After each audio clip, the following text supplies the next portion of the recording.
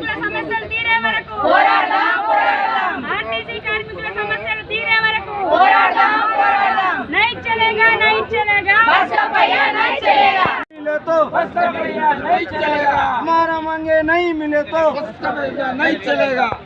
గొంతిమ కోరికలు ఏమి కోరటం లేదు ఎన్నికల ప్రచారంలో మీరు పెట్టిన హామీలనే ఇప్పుడు మేము అడగడం జరుగుతుంది దయచేసి ఆడబిడ్డలను అర్థం చేసుకొని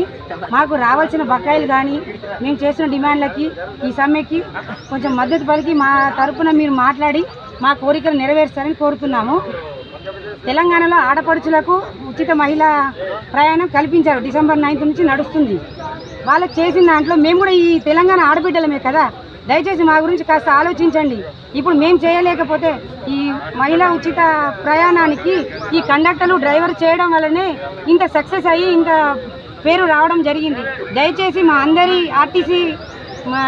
మహిళా కండక్టర్లు కానీ మేము చేసే విధుల గురించి కానీ కాస్త ఆలోచించి మాకు కావాల్సిన అన్ని డిమాండ్లను నెరవేర్చగలని కోరుతున్నాము నెరవేర్చిన ఎడల సమ్మె అనేది ఉధృతంగా మారుతుందని తెలియజేస్తున్నాను మేనిఫెస్టో ఇచ్చినదే మేము అడుగుతున్నాము నిన్న 5 గంటలకి క్యాబినెట్ మీటింగ్ చర్చలకు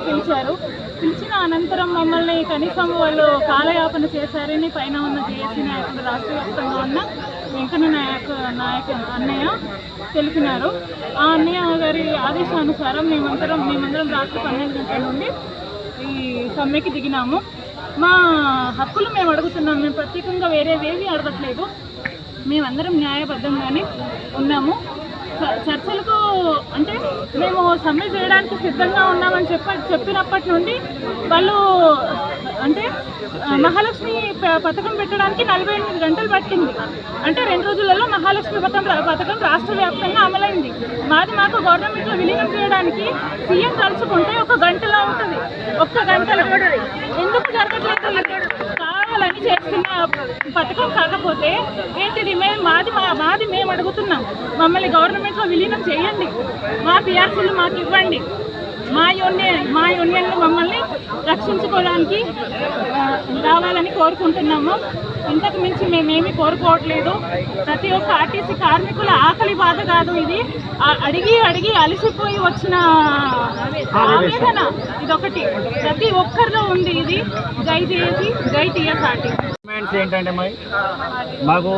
ప్రభుత్వంలో విలీనం చేయాలి ఆయన ముఖ్యమంత్రి గారు ఎలక్షన్కు ముందు చెప్పినట్టుగా ప్రభుత్వంలో విలీనం చేయాలి ఒకటి పిఆర్సీలు ఇవ్వాలి పెండింగ్లో ఉన్న పిఆర్సీలు ఇవ్వాలి అలాగే మా యూనియన్లు కూడా పునరుద్ధరిస్తామన్నారు మేమేమంటున్నామంటే అయితే విలీనం చేయండి యూనియన్లు లేకపోతే యూనియన్లు ఇవ్వండి ఏదైనా ఒకటి ఉండాలి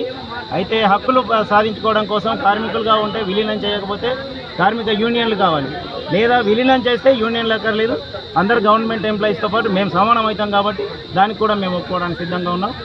ఇది తెలియదు